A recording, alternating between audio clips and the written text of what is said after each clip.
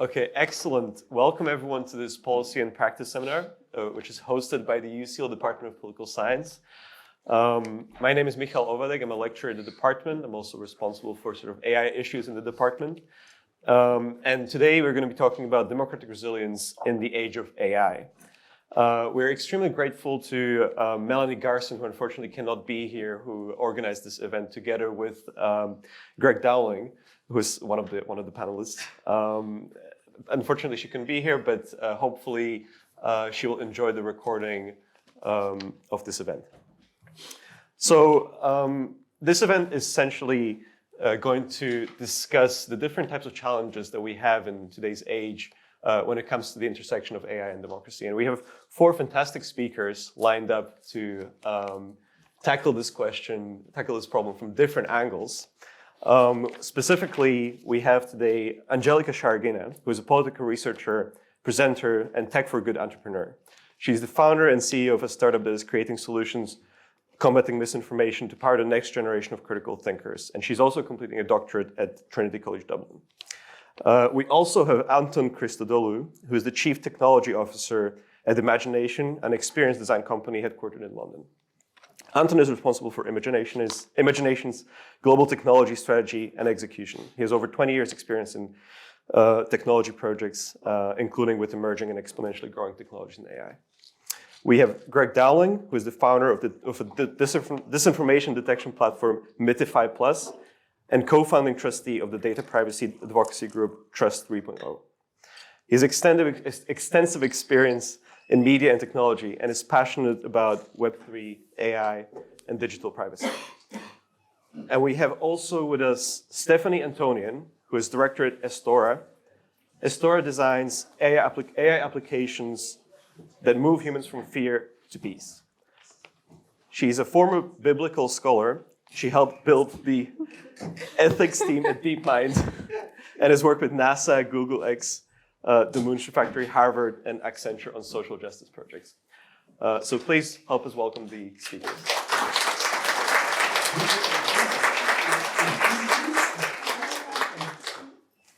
And as everyone settles in, I think we're ready for an opening round of sort of questions and answers. And I would like to know everyone's opinion on, what does democratic resilience in the age of AI mean to you?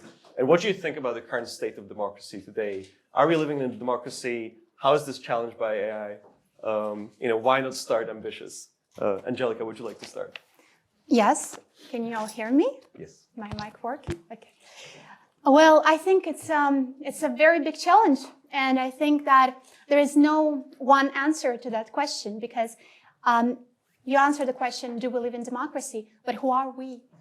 It depends on the country, it depends on the conditions, because sometimes we see the situations where countries pretend to be democratic, but at the heart of their values is autocracy. So it depends where we live. And I do believe still here that we do live in democracy, but democracy is being threatened as we speak in the age of AI. That's my personal view. And my background is in the war zones in Afghanistan and in Ukraine. That's why I know a little bit about democracy on that spectrum. So it would be interesting to talk about that later on today. Great, thank you. Anton? So I'm not an expert on politics or democracy. So from that point of view, it would just be my opinion. I think I reflect what you said in terms of, it feels like we are still definitely in a version of democracy here, and certainly in other places it's very different. I think where I can talk more to is around the benefits and the threats around AI. And I think the 2 areas where the biggest threat is one, the basic ability to be able to count people's votes. That's always been a challenge, and with the recent, or not so recent youth elections and so on, we've seen that. So how do we ensure that people can actually vote? Obviously, then it's whether their vote counts. The other threat, which I think is potentially the much bigger one, is the use of AI to change people's minds.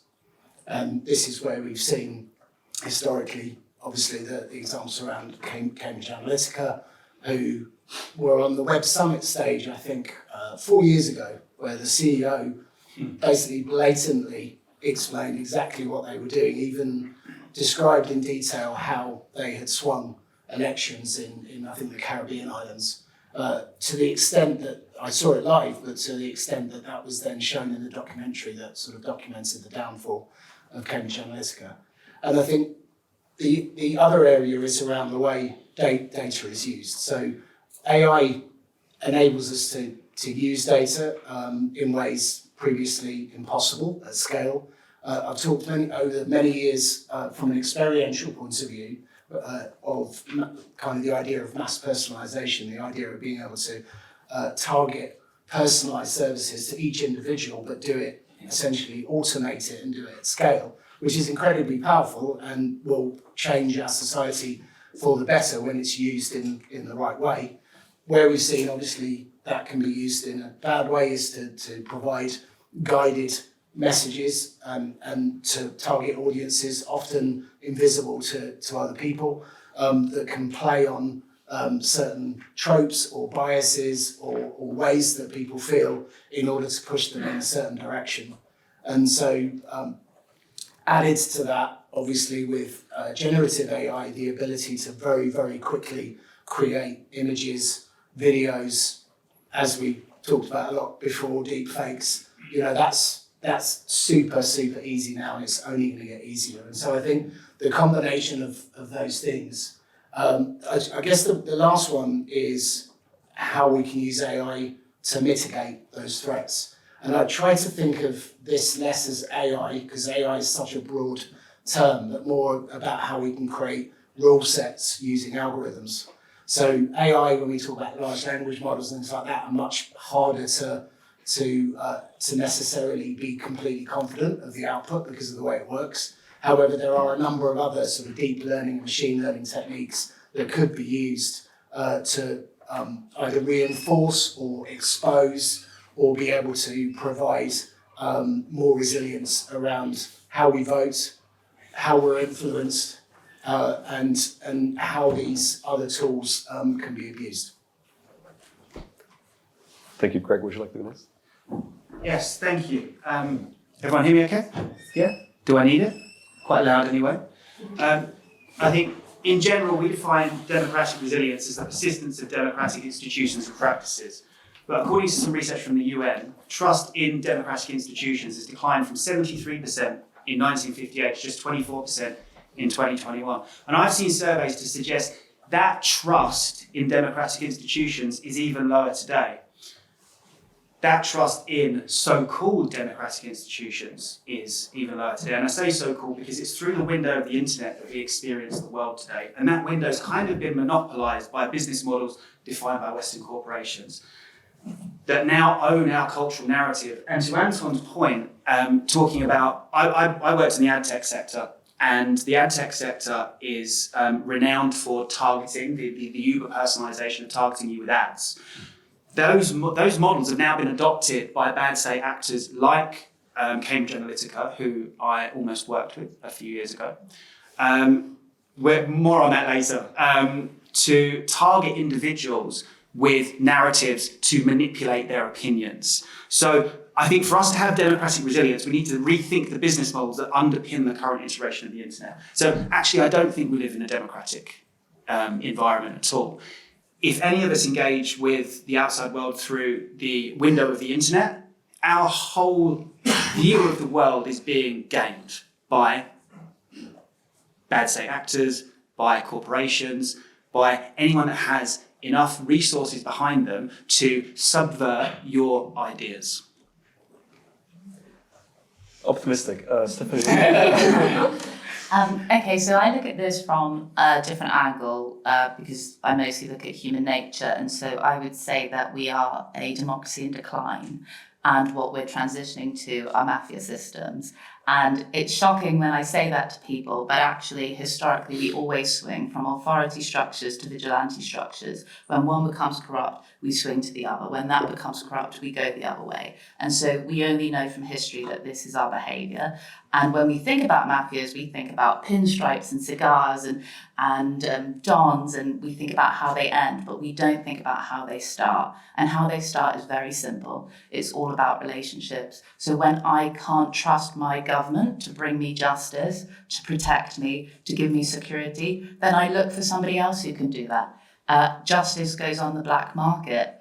It's just natural. And if you look at the beginning of The Godfather, the opening scene of The Godfather, it's so obvious. It's this guy, Benacera, who comes and he says, I'm an American citizen, I've done everything right, I've followed all the rules, and my daughter has been raped and she has been beaten, and the American police did nothing, and so I come to you, I give my power to you. Had the American police done their job, the mafia wouldn't have evolved. And I think it's very fair to say that we're living in a society where the relationship between the average person and the government has been broken. And what AI has done, and where AI comes into democracy, is that it's given us a new platform to find justice. Whether that's Me Too, BLM, GameStop, you see these movements of people going online and it's snowballing. And when you look at earlier mafia systems, you see groups like Anonymous who actually fit the perfect criteria for growing into a mafia system. And I started writing about this in 2017. I would never have thought they would have moved so quickly and gained so much power that in 2022 they declared war on Russia. That 2 weeks ago, they demanded a ceasefire from Israel. That what we're not looking at is that in the last 2 weeks, ChatGPT has been hacked, the US government has been hacked, Booking.com has been hacked. These are very, very serious moves, and we are so sort of reluctant to look at the human condition that we're not paying any attention to it. And so we'll only accept that we've transitioned to vigilante rule once it's too late and once it's happened. Okay, well, I think these opening statements give us quite a bit of material to work with, but how about we start with the topic of misinformation and disinformation? I think some of you have already touched upon this, and maybe, Angelika, would you like to sort of start us on this problem of how seriously should we think about misinformation? Like, how much of a problem is this in the grand scheme of things? Like, of course, I suppose the obvious answer is, this is a massive problem, and maybe that's where you will go. But isn't it the case that, misinformation and disinformation were part of society forever? And it's just now that they've scaled up with the power of AI and with the power of big data. How different is the current sort of state of misinformation from what was it like before? Thank you. That's a very important question, because now we live in the age of information warfare. And when you look at the countries at the war, the first thing that occupied regime does, for example, same thing that happened in Ukraine, for example, when Russia controls certain territories, they make sure that the population doesn't have any external links to information outside, because they must shape certain narrative.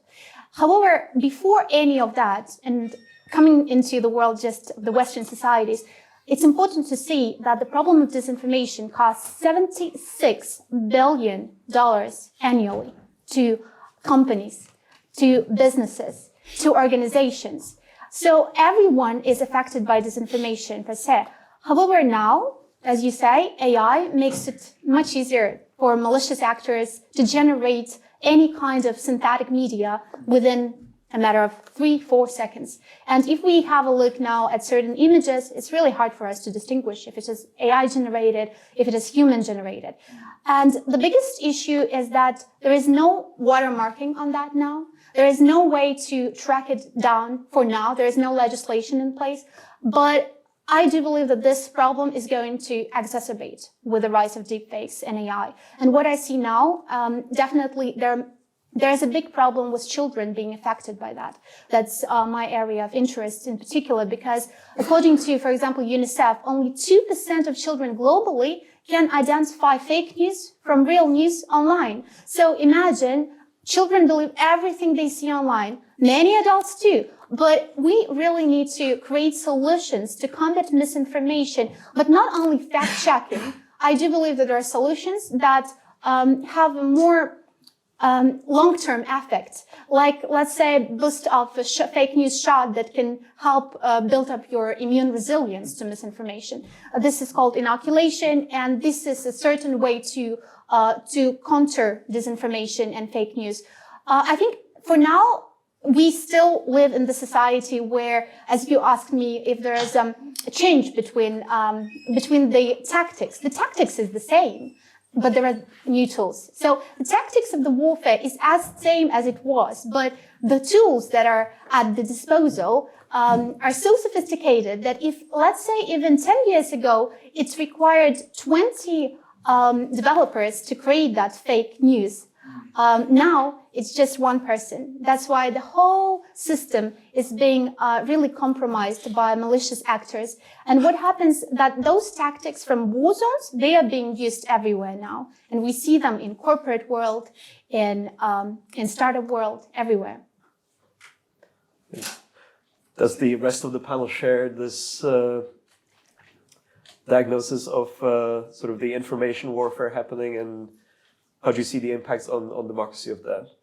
So yeah, absolutely. Agree with everything. I was thinking maybe this should be human resistance in the age of AI rather than democratic resistance. And another thought was, one of the amazing things with a lot of the technology tools over the last few years is it actually has democratized access to the tools themselves. There were things, for example, if we look at deepfakes, it was only the film studios that could de-age or do a lot of the special effects that that we were familiar with. Now that can be done by a single person in their bedroom, often with free or very low-cost tools. And potentially there are some benefits to that, because actually if the tools available are available to everyone, then there is, and actually there's an opportunity, if we believe that ultimately there's more good in the world than bad, that there's maybe an evening, whereas before that would have been very much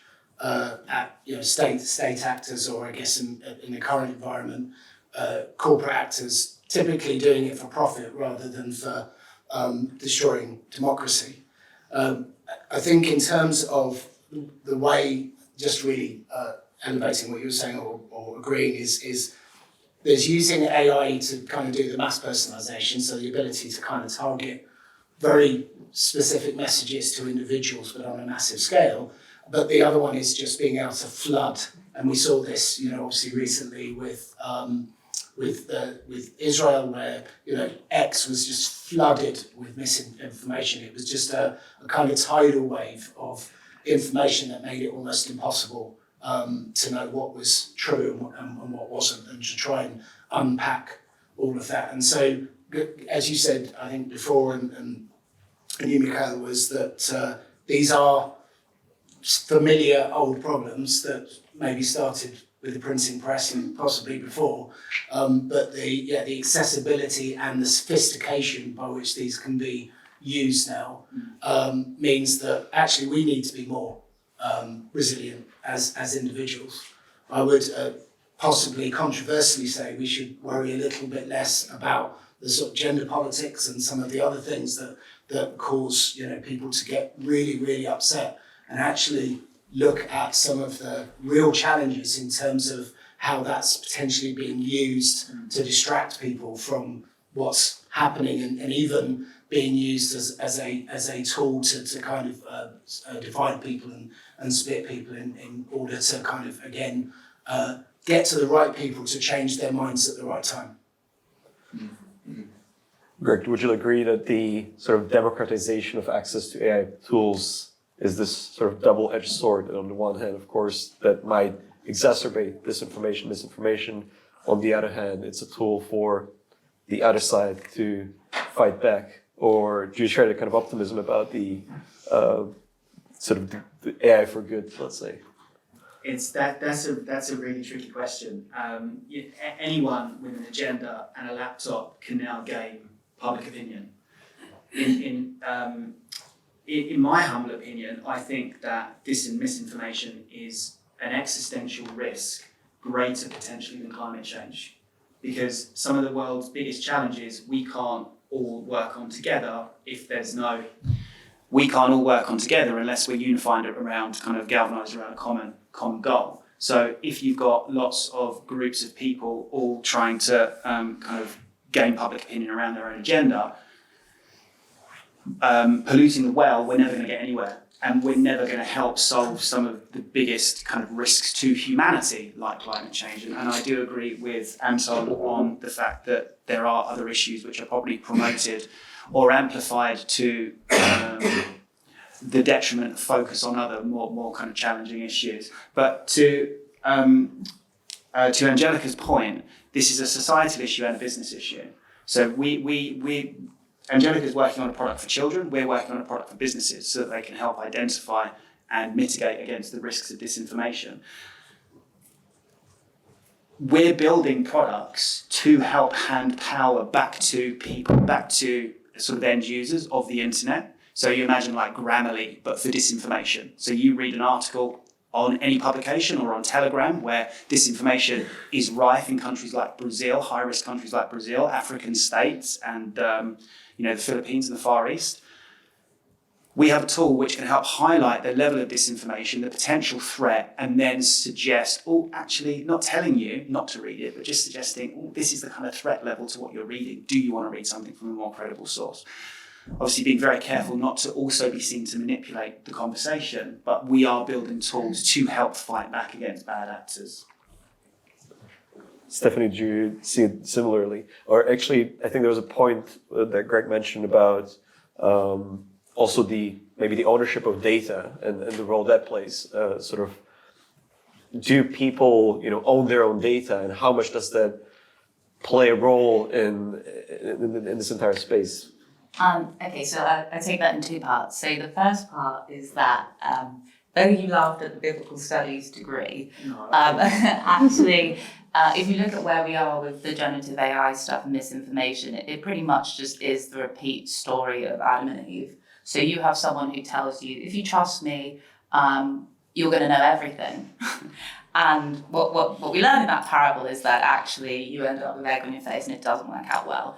And so one of the biggest risks of disinformation is that we're pushing these tools that actually have no ability to differentiate between fact and fiction, which is humanity's greatest flaw. That's not new. We've only just become more sophisticated in our confusion.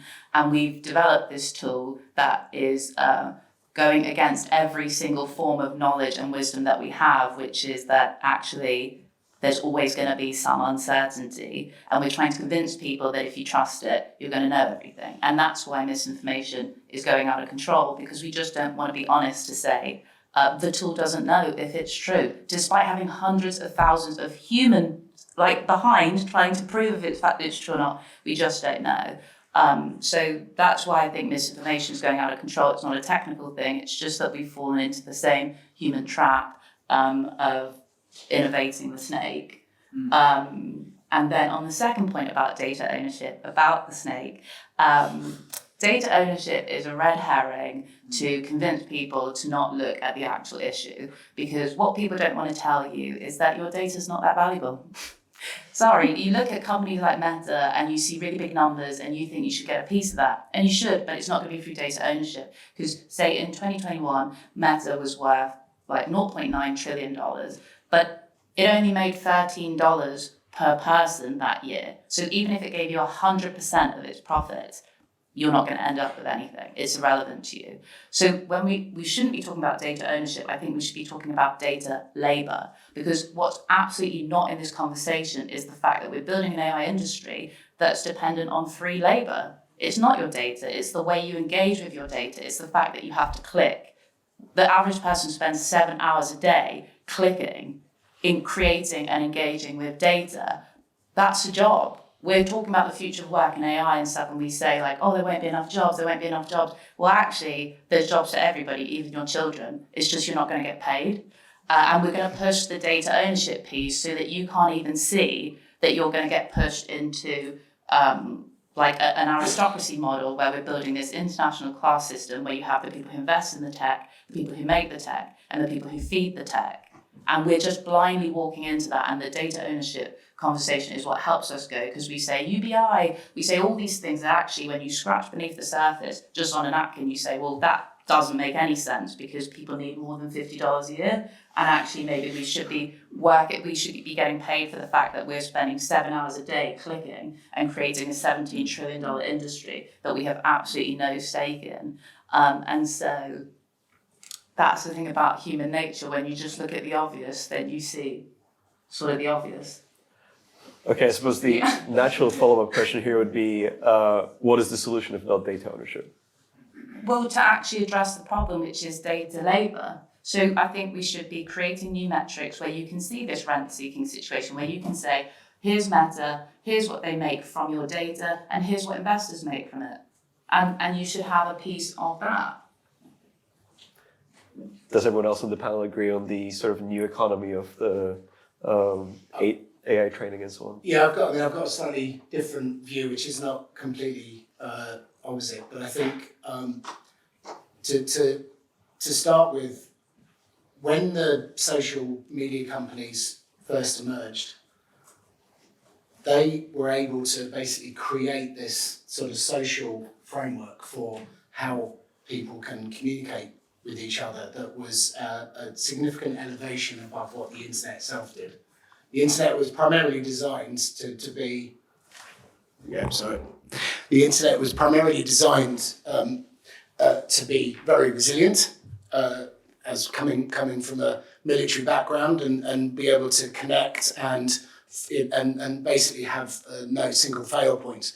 And the layers that obviously Tim Berners-Lee created over the top were the first steps towards creating those layers. Now, when companies like particularly Facebook, there were obviously a few before that, MySpace and Friends Reunited, anyone can remember that.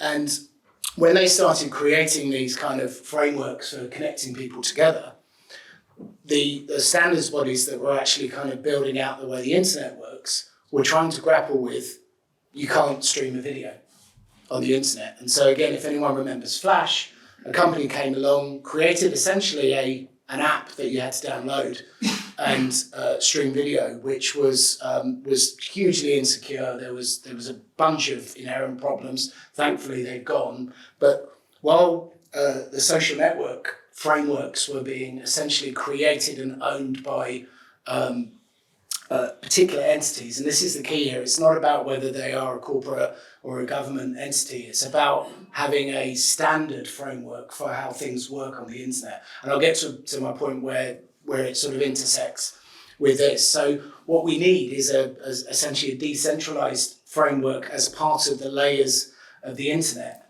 that do allow data ownership, but that's not the focus. The focus is on essentially creating a mechanism where your digital version of you is owned by you and then communicates with other people as a layer of the internet, not through an intermediary such as Facebook or Google or a government system.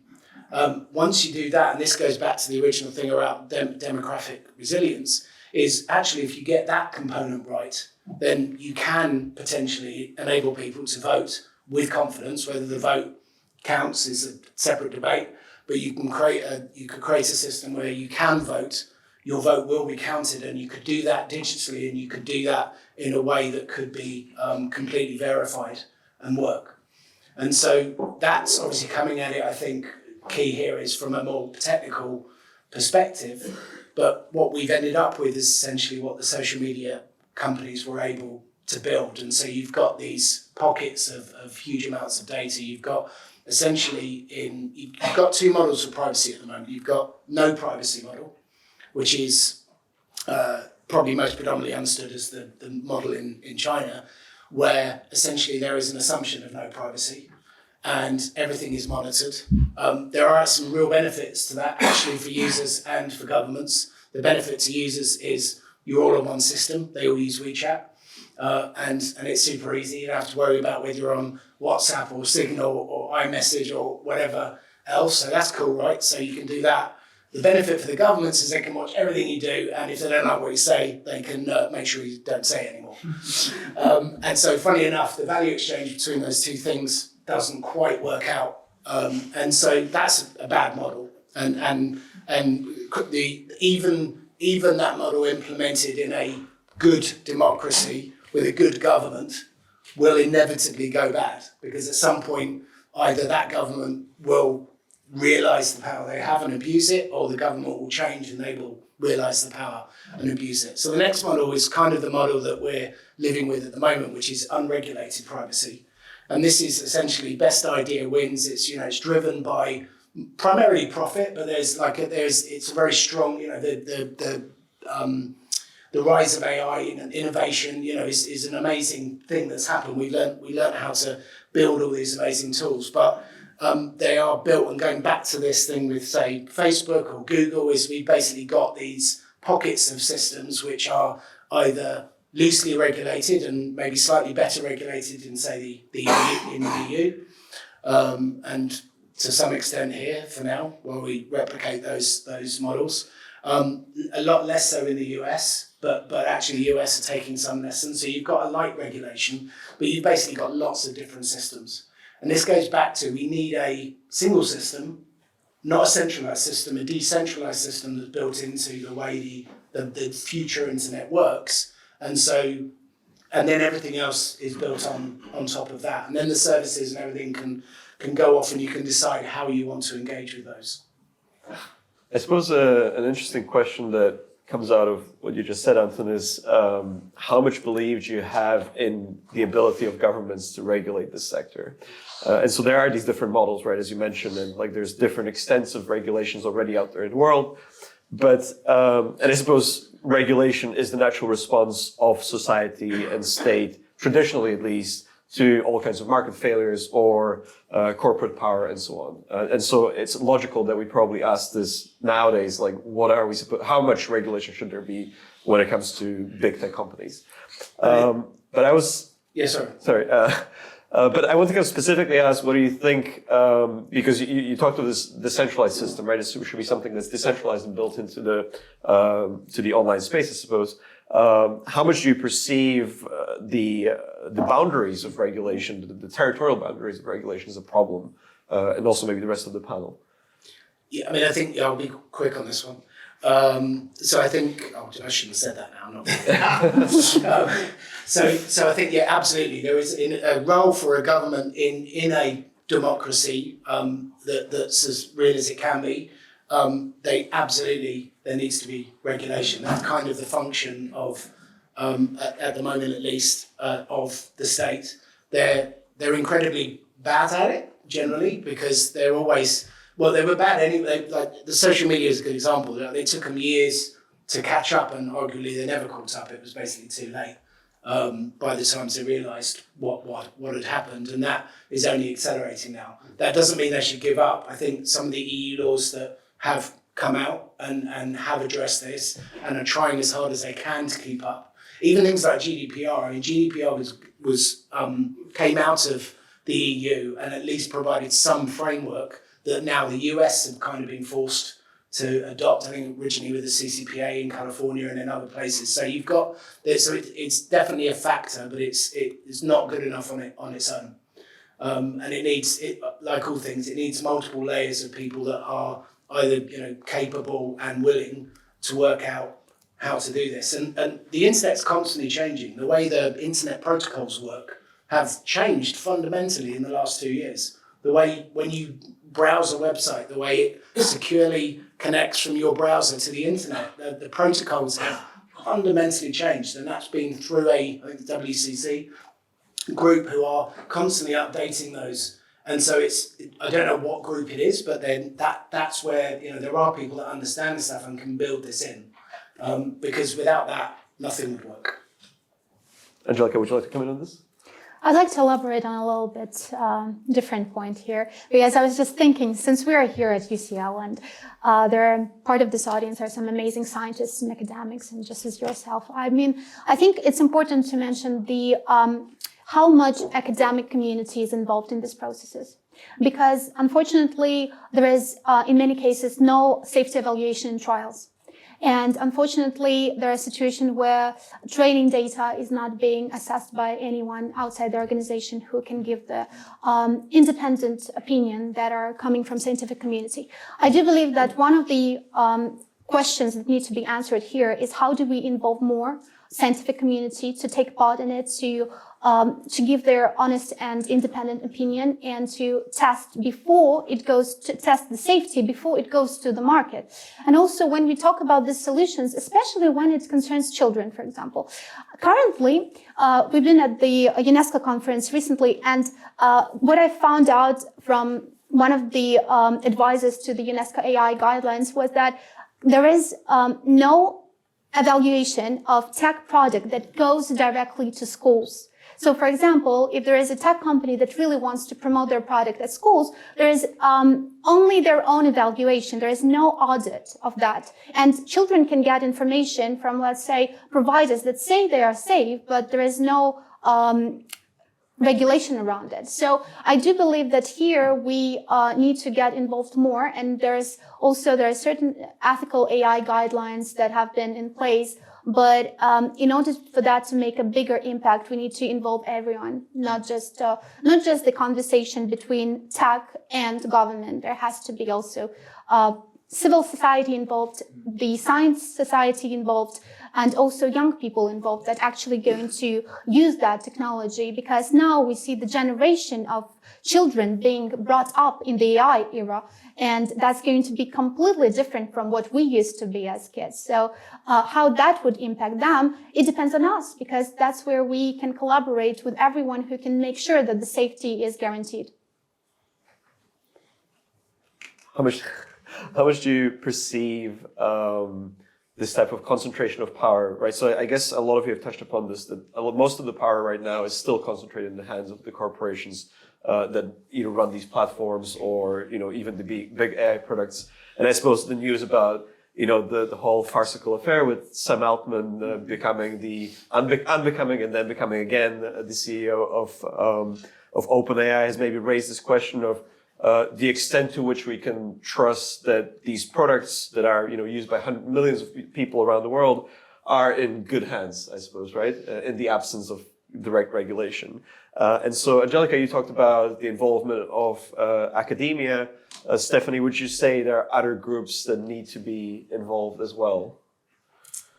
I think when we talk about regulation, and protecting the internet, we need to be clear on what the incentives are for each group. So, firstly, are we going to regulate the internet? Well, no, because no government has the jurisdiction to. So that's sort of the end of that. We can talk about it till we're blue in the face, but the UK will never have the jurisdiction to do that, especially having left Europe. So the EU is the best we're going to get, and that's it.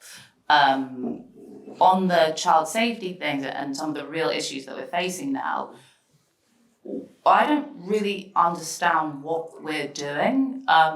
We know how financial markets work. We know the incentives of the markets. We know Google, Facebook, Meta, whatever. They have shareholder responsibilities. They have to return profit. So why are we asking them to sort out the child safety situation? They are not financially incentivized to do this. So we're just pretending. We're just passing the buck and not taking any accountability on it. We're literally asking companies like Google, how do you protect children whilst also profiting from them? Ask stupid questions, you get stupid answers, and that's where we are. And our children are at risk. So one of the things that actually Astoria has come up with is one of the things we do at Astoria is just say, well, what would we create if we were acting outside of incentive? If the goal was actually to solve the problem and not to gain investment or sell it off or whatever.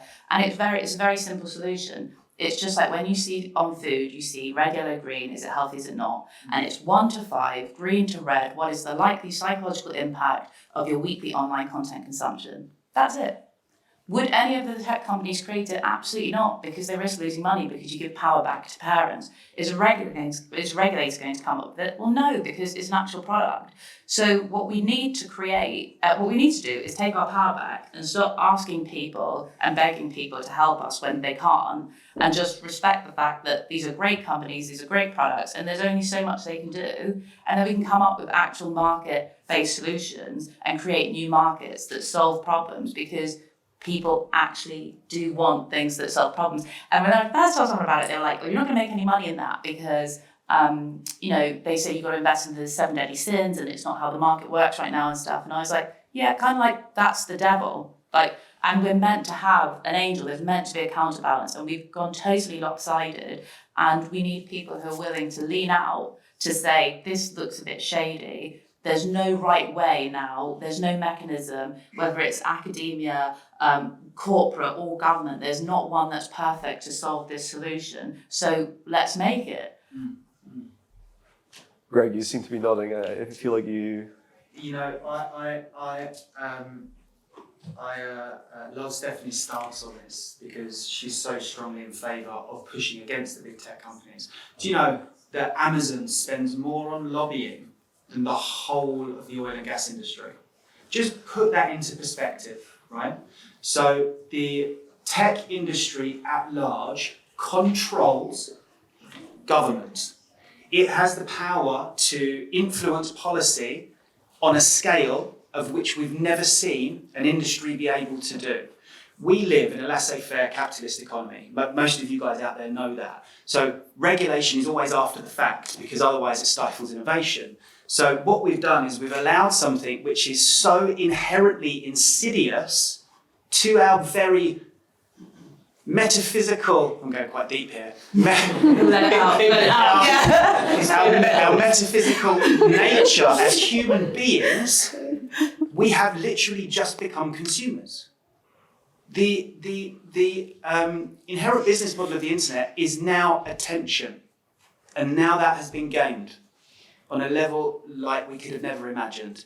And to, I think it was to Angelika or Stephanie's point, we have walked into it and we have allowed it to happen because of the structures of our financial system, governance, policy. So, can we move past from this without some sort of people to really stand up and take charge and, I don't know, maybe shut the internet down for a little bit, show them how fragile their systems are? Maybe we could, maybe there'd be a massive revolt, who knows? But imagine a sort of a trifecta. Who needs to be involved in the conversation? You can't leave the big tech companies out, but government legislation, ethicists need to evolve at the same time as technological innovation.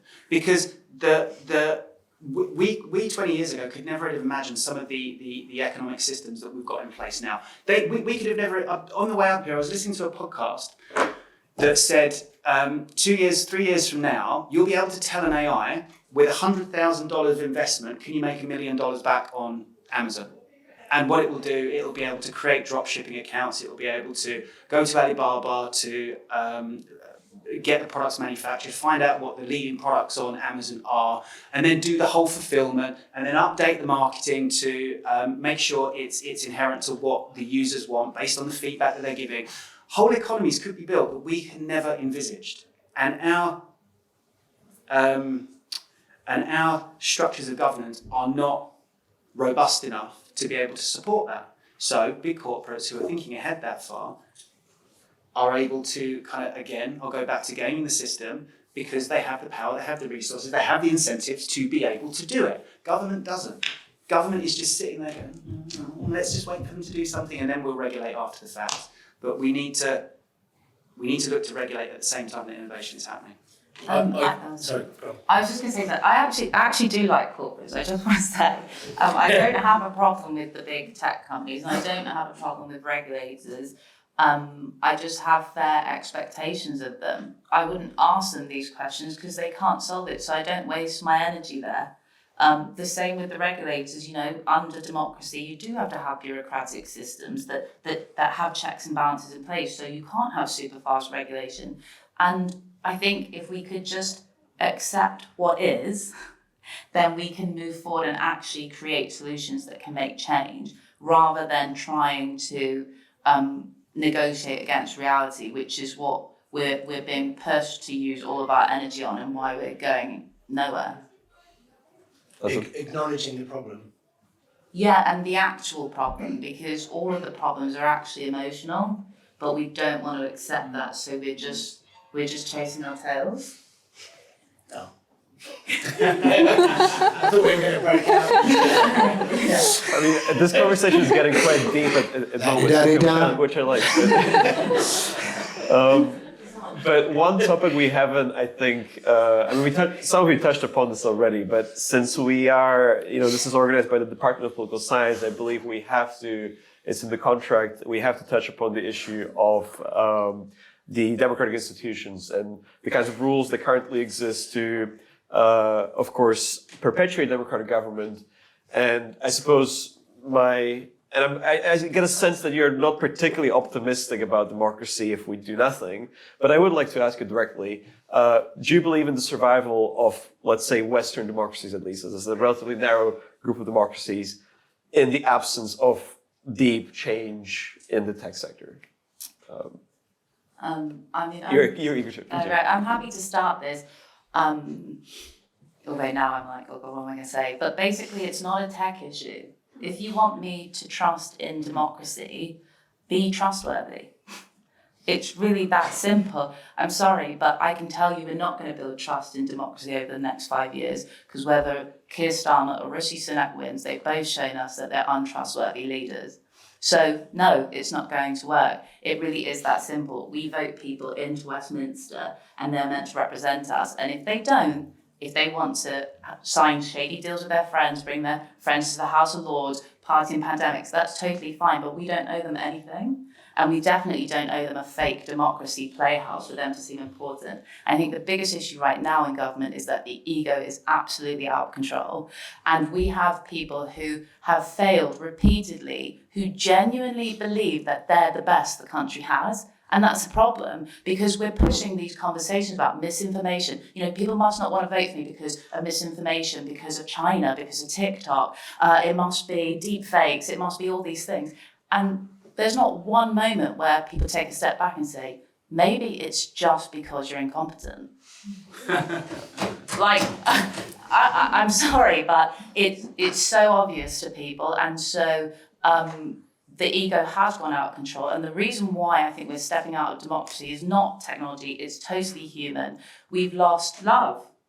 We've been told that if you're loving, if you're caring, then you're weak and it's going to be destroyed. But actually, love is the most powerful force in the world. You will only ever win when you choose love. And whether you have democracy, communism, totalitarianism, populism, it doesn't matter. Because when the leaders hate themselves, the system will always fail. And so that's the only way we're going to save it. But that we won't even have the conversation, that we're pushing so much of this shows that we are nowhere close to turning it around. And sadly for us, well, we need to learn the lesson the hard way then. Does anyone else think that the only answer is love? Or is there any, maybe something slightly more practical? Love's cool. Yeah, I absolutely love that, love, and it's hard to even to think about something else now. But I do believe that we need to give the balance of power back to the people, but I do believe in the fact that we have to be responsible, because what we see, we tend to take the power, to give the power, to someone, but not take responsibility ourselves sometimes.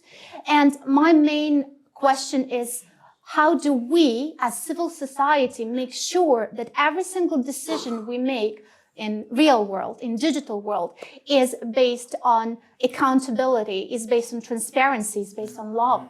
How do we take back the control in the way that we as a society become trustworthy ourselves? So I do believe that what's happening right now in our society is a huge polarization.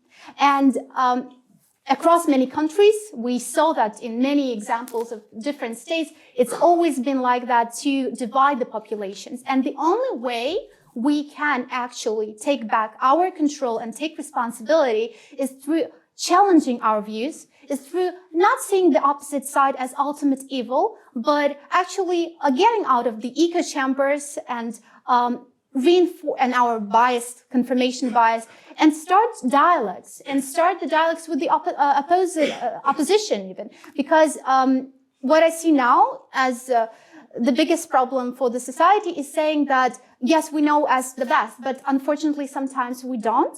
And we need the collaboration with everyone. That's why we need academia, we need scientists, we need civil society, we need NGOs, we need people and the government and tech industry to have that unity, but also ask ourselves every time we do something online, do we take responsibility?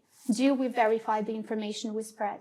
Do we spread love or do we spread hate? Can I just say that, because when I mentioned the love thing, then you said, oh, something more practical, and I just want to call you out on that, because there actually is nothing more practical, because when you make a decision, all you have to do is ask yourself, what's the emotion driving this? Is it love or is it fear? And the way you see the world is going to transform totally, and you can save yourself so much energy and so much hassle, and you can see things differently. Like, I would like to see us move to such a practical world where, one, we can say we have the solution to climate change, it's a tree. Let's stop cutting them down and let's plant them. We have the money to end poverty, we have the food to end hunger. We just hate ourselves, and so we don't. And then we idolize people like Elon Musk, who have so much of the world's resources, who want to go to Mars, but then who openly tell us that they're taking ketamine for depression. We have people in leadership like Suella Braverman, when actually we should be asking, are you okay? Your self-esteem is so low, and that is what's going on. But instead, we engage in it in a way that's so silly that we think that actually just operating on that level is so ludicrous that it isn't practical. Whereas it's literally how we were designed and the way we were meant to live. Yeah. No. Okay. I mean, I hope that at least some of the people in the room are going to leave with a sense of existential crisis from this seminar. But speaking of the people in the room, because we do have a packed room here, so it'd be great if we could get some questions from the audience. I think we have quite a bit of time for a fair few questions. We can maybe take them in groups of 2 or 3. I have a very short point to sort of maybe frame, I think, that the love position. And somebody, a friend of mine who runs a company many years ago, said that his guiding force is purpose beyond self, and that's how I guide everything I do. I think it's maybe it's a version of love, but when thinking about purpose beyond self. Thank you. On that note, we have. Okay, there's quite a few people. We have a gentleman in the front here, and then a gentleman behind him, and then we have several people in the middle there. Don't know where to start, because you raised, this was very, in my view, very dystopian, this conversation, unfortunately. With the love, obviously I find that a little bit glib, because I think really it's ethics and conscience, rather than actually just being able to throw out love as a hopeful value. And just one thing with Anton, and we had this discussion at lunch by coincidence. GDPR was a load of bollocks, if I may say. The amount of cookie grabbing is bigger than the cookie companies in the world. Why, when I buy a loaf of bread, do I have 15 pages of cookies that I try to say I don't want to be used by buying bread? The data that's collected, and you made the point, some of the data is completely irrational. The data is just accumulating, so they now know that I put my tires in my car to 32 inches. So I just want to know. No, just go closer to you. Just closer. Does my voice not carry? I am quite used to speaking publicly, so I may say so, you're speaking up here. But I think you brought up so many points. And the last thing, power to the people. That again is an easy thing to say, power to the people. Are we all going to become anarchists and go up and down? I do agree, however, that big business has now become too big and too powerful, and especially companies like Meta. I will name them because they are far too powerful. How does one eradicate that? My last point is regulation. I was at a big talk about regulation. Who regulates the regulator? Who actually chooses the regulator? Because that in itself is not an answer, because the person who has the ultimate power to regulate has got the power. That's my view. Thanks. It would be great if we could also have like questions attached to the comments. Yeah, but so I'd like to respond to your first Sorry, part. can we take groups of questions because we want to take more questions. So let's take more questions before the answer, please. Thank you very much. So, a question with two parts. How do you think individuals' access to AI, like ChatGPT, will change how they use search and social media? And how do you think that could influence the next election in the UK? Thank you. Can we take one more question in the middle there? Yep. Hi, thank you for the talk. I'm wondering, how can a Web3 environment and distributed ledger technologies, how can that impact this current wave of disinformation, deepfakes? Does it mean that moving to Web3, we have more control? Would be great to hear from you. Thank you. Who would like to start? Can we do quick answers, please? Maximum 1 minute. I'd just like to start on the ethics and consciousness point that you brought out. And I disagree totally with the ethics piece, because the problem with ethics is that you can debate anything. You can talk till you're blue in the face, because it's an over-intellectualization of very real problems.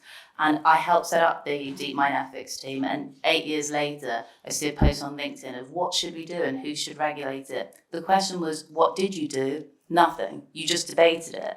And actually, that's why ethics has never worked historically, and why we had to have religions, because at the end of the day, somebody has to say, this is actually how we're going to move forward, and the time for discussion has ended. This is very real, and it's out there in everybody's lives, and so we need to find ways to move forward. And despite all of the ethics and the debates about it, we could never even question, is it kind? Is it nice? Because if we question that, then we actually have to do something. And so I absolutely believe we should be moving away from the AI ethics discussion, because it hasn't produced anything other than allowing terrible things to happen while people believing that they're incredibly intellectual and patting themselves on the back.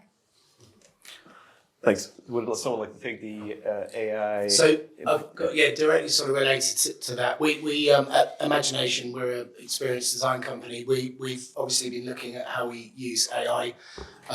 It's potentially hugely beneficial to us, and obviously it's also potentially a threat. We spent quite a lot of time, not necessarily calling them ethics, but we spent quite a lot of time creating principles. We published those principles publicly as soon as we'd agreed them internally.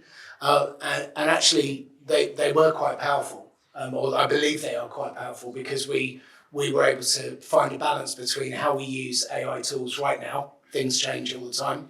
How we use AI tools right now to make us better at our job, and be able to,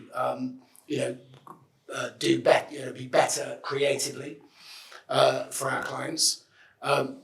While also acknowledging some of the known issues, such as hallucinations with AI. So I think that, I guess maybe, we're kind of moving around in the edges, but I think there is, you can set principles, and they're obviously for our industry, that can work. And we publish those, and that's what we are following. And I think maybe it's your version of religion, maybe that's our religion now, or maybe it's ethics, but I think potatoes. Great. I've got the Web3 question. So the current iteration of the internet does allow people to produce content in an anonymized fashion. So I can produce something on a computer hosted via VPN anywhere in the world. And that piece of content can come to you via any number of means, and you have no idea the origination. And you have no idea of who impacted that piece of content or what the agenda is or anything like that. Web3 and the infrastructure of a Web3 internet would mean that every person and every piece of content is atomized. So we would all be immutable on the blockchain. I don't want to go into the privacy issues behind this, but you would be able to see every piece of content created by every person at any time, ever. So the issue of misinformation would almost be negated, because you could see on the blockchain, right back to its origin, who had a play on it, where it's come from, everything. So that's kind of the Web3 question. The search question, as I'll get the words in before other people jump in. I think at the moment the iteration of AI that we see through the likes of ChatGPT 4 now is ChatGPT 3, ChatGPT 2.5 was pretty rubbish. ChatGPT 4 is kind of passable. It's pretty good. You can ask it if it's God. You can talk about philosophical debate. It's pretty interesting. But they've surpassed Moore's law by infinitum. So the next iterations of what is ChatGPT, it's a chatbot, it just fills things in, will be able to tell you what you want. You won't even have to type something into search. It'll know what you want before you know what you want. And it will give it to you, and it'll probably just end up on your doorstep and you go, oh, I knew I wanted that. Oh. It'll probably even give it to you before you knew you wanted it. So it's going to completely upend search, but it's not going to do it in such a fashion that the Blockbusters of the world or the HMVs of the world that are still selling CDs are going to let it go too quickly, because Google generates far too much cash from its traditional search business to let it upend too quickly, because the OpenAIs of the world will completely dominate that space too fast. So it's going to take, 5 years, but it will completely upend it. Okay, I think it would be great if we can take 3 more questions. Fergus here has a question, Alan has a question, and the gentleman behind. So next year is going to be the largest election year in world history, with more than 2 billion voters going to the polls. You've all identified a range of threats to democracy. Wonder, what do you think are the biggest ones? Like, what should we really be paying attention to? And does that differ from sort of the country to country? So, for instance, we've got the US, the EU, India, right? Should we be looking at different things in different countries, or are they all facing similar kind of big challenges? Alan? Thanks very much. I'm intrigued to know what concretely you think governments should do. They're clearly not the whole part of the solution here by any means, but they're important actors in this space. So concretely, what should people in government now be focusing on? And then we had a question just behind. Thanks, panelists. I want to build on that point, actually, because we've spoken a lot about how regulation and how we can tackle some of the negative aspects of AI, especially in relation to big tech and state actors as well. I'm really interested in how we can build democratic institutions, how we can build public services to build democratic resilience. And we started with a discussion on trust in government. Why in the private sector do we have Netflix, which is so easy to use and so user-centric, and yet we have access to DWP services constantly, which are terrible. We have a 24 hours news cycle, and yet we have a voice in the elections every 5 years. Is there a better way that government can organize itself so that it can build democratic resilience at home? Okay, great. So we have elections. What should governments do? How can the government work better? Who would like to start? Maybe Angelika, would you like to start? Yeah, thank you for some brilliant questions, Fergus. I will answer your question first. With 20 elections that are going to happen over the next 2 years, it's going to be the biggest amount of elections, right? And with the rise of ChatGPT 4 and other models that are being introduced, what we will have, as to my modest opinion, as the biggest problem to democracy is the rise of malicious actors that will use APIs, that will use all the infrastructure and manipulate the opinions of the voters. We saw that in the countries that were just before the war. I was working on the project for Reuters on democratic resilience in Ukraine. I was looking into how those actors were manipulating the consciousness of people on unmoderated channels like Telegram. The same model is being used right now in Brazil. The same model is being used in many other countries by certain malicious actors where there is no way to track down the source. So in blockchain society, hopefully we will have that and that will be a solution. But for many actors, the solution is not interesting and it's not beneficial. So I do believe that the biggest threat to democracy is malicious actors that will spread misinformation. And another biggest threat is people who believe, consume, and amplify that misinformation. So this is the interlink between people and tech and unmoderated platforms where the unknown, unverified, dangerous misinformation that can lead to extremism and not only online violence, but offline violence, that is something that is really a big threat to democracy, because while we are not united, while we are polarized, certain actors benefit from that. And that is, to my mind, the biggest threat. What should governments do, Anton? I agree.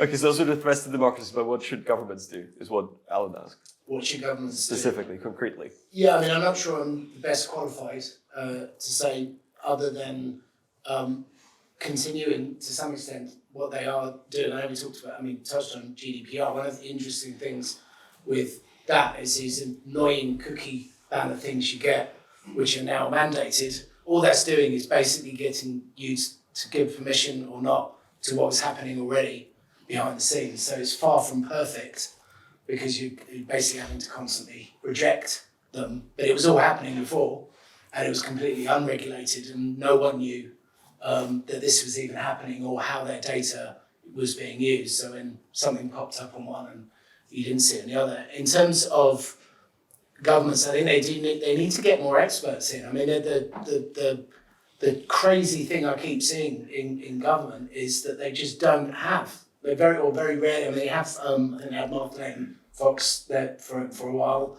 I'm not sure if I can think of anyone else, and that might be because I haven't been following it closely. But they never seem to have experts that are really looking at this and understanding it. And then, as you said, they'll always be training, but looking at what the real issues are right now and how best to not stifle innovation, but identify where the sort of dangers are and start to look at how. I don't know if that's a concrete enough answer to your point, but I think having actual experts, it's a bit like when you watch a film that's got technology in, and you can tell that they didn't just get one person to talk to the scriptwriter or the director and go, that's nonsense. And you see that, I think, unfortunately, more in government, where they can't fathom what the problem is, let alone the solution. Yeah. You agree, Greg? Well, I think I was just thinking on Ollie's point actually about the usability of government services, and it just made me remember. I just remember the NHS app rolled out during COVID, and how much of a disaster that was. Do you know what? I reached out to Michelle Donlan directly. I said, "Can I help with this, please?" She didn't get in touch with me. She didn't get back to me. But the point is, it's either a case that there's not enough experts in the house to be able to kind of solve these usability challenges, and we've got some UX kind of go-to-market strategy specialists in the room that do it for big corporates. There's not enough of those in government to be able to solve what are now digital challenges, which are now challenges that can be solved through online resources, or they're challenges that have got to be solved so quickly due to emergencies like the COVID pandemic, that they just don't move quick enough because bureaucracy slows them down. So more experts in the room and more of a focus on kind of consumer journey mapping. What is the problem they need to solve, and what's the best way to do that? I don't think governments. There's a question and there might be an answer for this. So I'm not really in or that involved in politics. So, but why is it a minister that was 1 minute looking after health is then looking after technology, and then is looking after, is then home sec? You can't. How can you, like, it is, I know you're kind of running that department, but they end up being such fundamentally different things. And let's assume all the others are similar. You can't run a tech function in a business if you don't know anything about technology. It's absolutely absurd. You don't have to be a technical expert, but you have to know about technology you have to have come through some process. And so if you put a minister that's just a minister because they're a minister, and then you put them in that position, they're going to make stupid decisions. And the one for the COVID app was totally insensical. And they literally built the app, which I could see from the very beginning, that even what they'd said publicly and how it was going to work was going to fail, because fundamentally how they built it was wrong.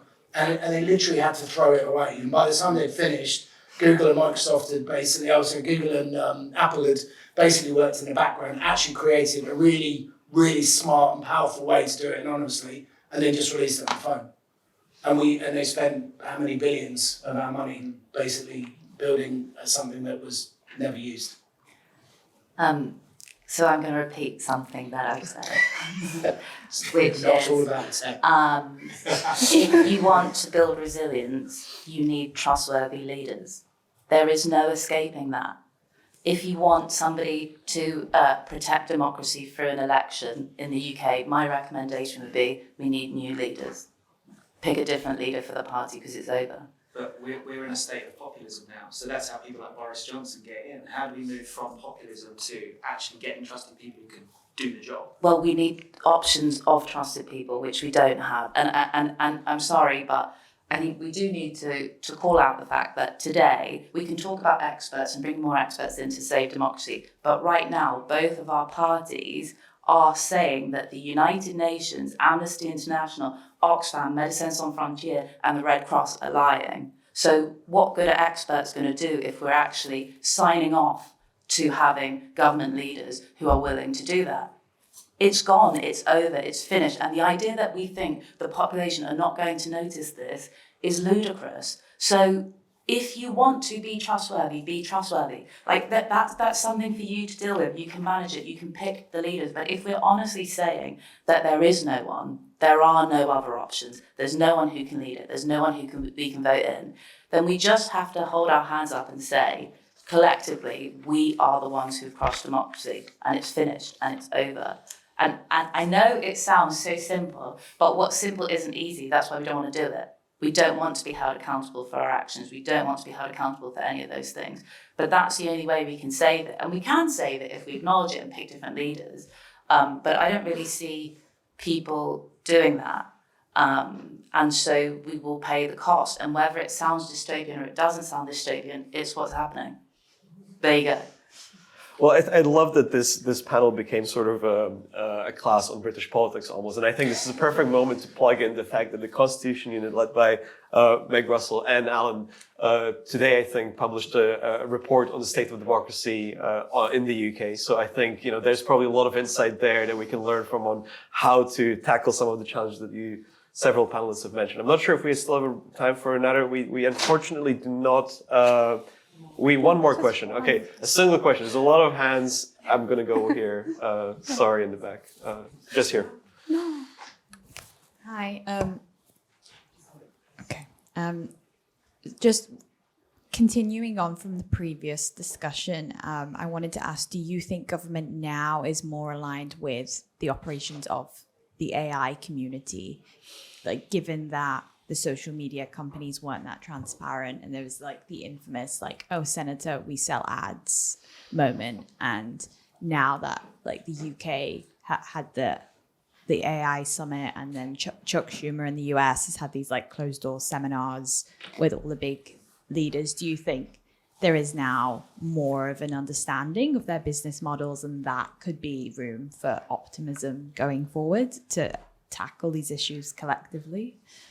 Maybe 30-second answers for each of you, and then we have to finish, I'm afraid. It's better it's happening than not. So yeah, whether the way it's structured is good, the fact that they're having those discussions is good. See, I think it's terrible, but I really like that. I really like that question, because basically, like I said, the country doesn't have the jurisdiction to solve these things. And so one of the things we were going to talk about was the theology of AI that's developing, and how it's an intangible that you can use as a concept to garner power. And so if you look at what's not being said about the AI ethics debate, is the assumptions underneath it, which is humans are flawed. we've made a mess of the world, we've got to build technology. Once we build the technology, it's going to realise that we're rubbish and it's going to punish us. And that's crony religion, and we're repeating it, and it's being done by the governments as well. So why, after running a safety summit, you wouldn't think that leader would say, oh, AI is dangerous, it's going to cause all these problems, unless they were trying to capture power by making you scared and making you think that if you trusted them, they could solve something, when actually, who do we need our AI to be protected from? It's governments and it's corporates. So why would there be an AI safety summit that's only governments and corporates? Like, it doesn't make sense, because this is just the rise of a new form of religion, a new way of trying to shame people, to reduce people's self-esteem, to push them into submission. And that's why I always bring it back to emotion, because human nature is consistent. So even if we get rid of religious institutions, unless we look at what the root emotional causes were for why we were so willing to give up so much of our power, we're just going to recreate it. And that's what's happening right now with AI. And so I think in terms of what the UK is doing and what Rishi Sunak's doing with the AI safety stuff, it's just a ploy to make us think that he's important and capable of doing something, when actually, technically, he really cannot, other than just cause huge amounts of harm. I think on this optimistic note, Tiny Corp are building a computer you can run open source AI models in your house, so you can have a nuclear reactor in your house. And you can fight the system. Okay, I like, Anton, that you tried to save the ending of this show with something positive. I really appreciate that. But I'm afraid that's all we have time for today.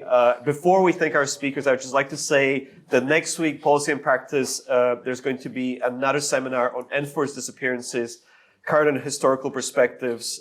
Please do sign up online through the usual channels. And please join me in thanking the speakers of today's event.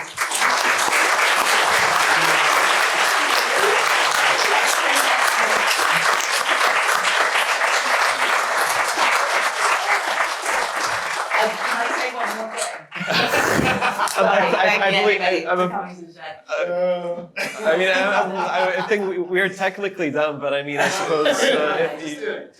Well, basically, I just wanted to say that even though what I said sounds negative and stuff, it actually isn't, because if you're a young person right now and you're looking around at the system, it might look like it's shaky and it might look like things are crumbling around you, and they are.